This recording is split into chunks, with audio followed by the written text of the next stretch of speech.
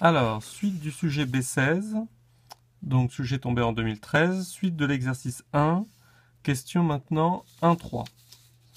Donc, montrer que l'inéquation f de x inférieure ou égale à 1,26 peut s'écrire de la façon suivante. Donc, on va repartir de l'expression f de x qu'on a trouvée à la question 1 de 2 à l'aide du logiciel GeoGebra.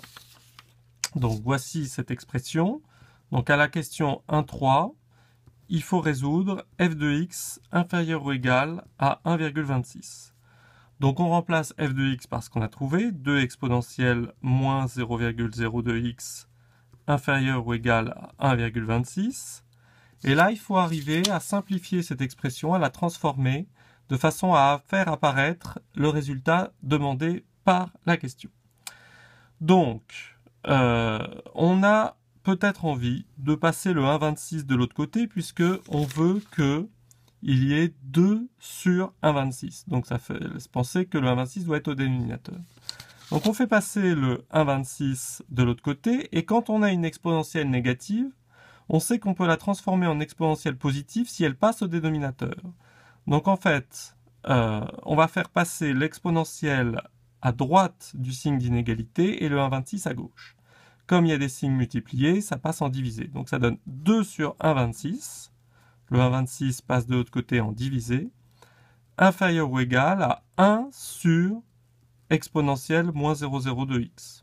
L'exponentielle, qui était en multiplié, passe aussi en divisé.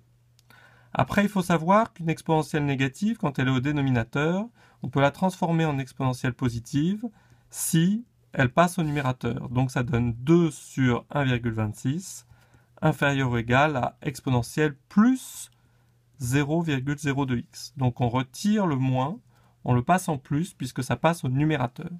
Et là, comme par hasard, on obtient l'expression qui était demandée dans la question 1.3. Question 1.4, résoudre l'inéquation proposée et créer les solutions sous la forme x supérieur ou égal à b, avec b un nombre qui sera arrondi au dixième. Donc là, pour résoudre cette inéquation, eh bien, la technique qu'on avait vue en cours, c'était qu'il fallait se servir de la fonction inverse de l'exponentielle, c'est-à-dire le logarithme népérien. Donc il faut penser à mettre, c'est l'astuce, le logarithme népérien dans les deux membres de l'inéquation. Ça ne change pas le signe d'inégalité car le logarithme népérien, on sait qu'il est croissant sur 0 plus l'infini, donc l'inégalité reste dans le même sens.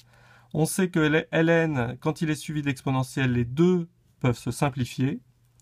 Donc il reste 0,02x, les deux se simplifient, supérieur ou égal à ln 2 sur 1,26. À droite, ça ne se simplifie pas parce qu'il n'y a pas d'exponentielle. Et le 0,02 qui est en multiplié, on le passe de l'autre côté en divisé pour isoler le x.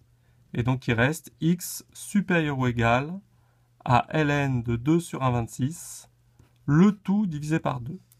Et donc là, c'est le nombre b qui est recherché dans la question.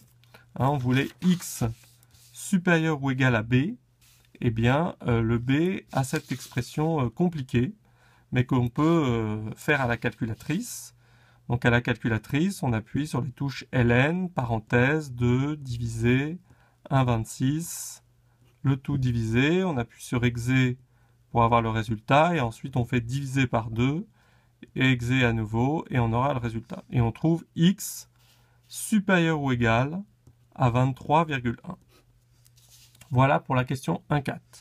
Du coup, pour la question 1.5, dernière question de l'exercice, en déduire la durée d arrondie au dixième de minute au bout de laquelle le taux de glucose de la personne est devenu inférieur à 1,26 g par litre, eh bien, on a montré que le taux de glucose c'était f de x, il est inférieur à 1,26 pour x supérieur ou égal à 23,1, et donc il suffit de mettre, eh bien, répéter la phrase, le taux de glucose de la personne est devenu inférieur à 1,26 g par litre à partir de d égale 23,1 minutes.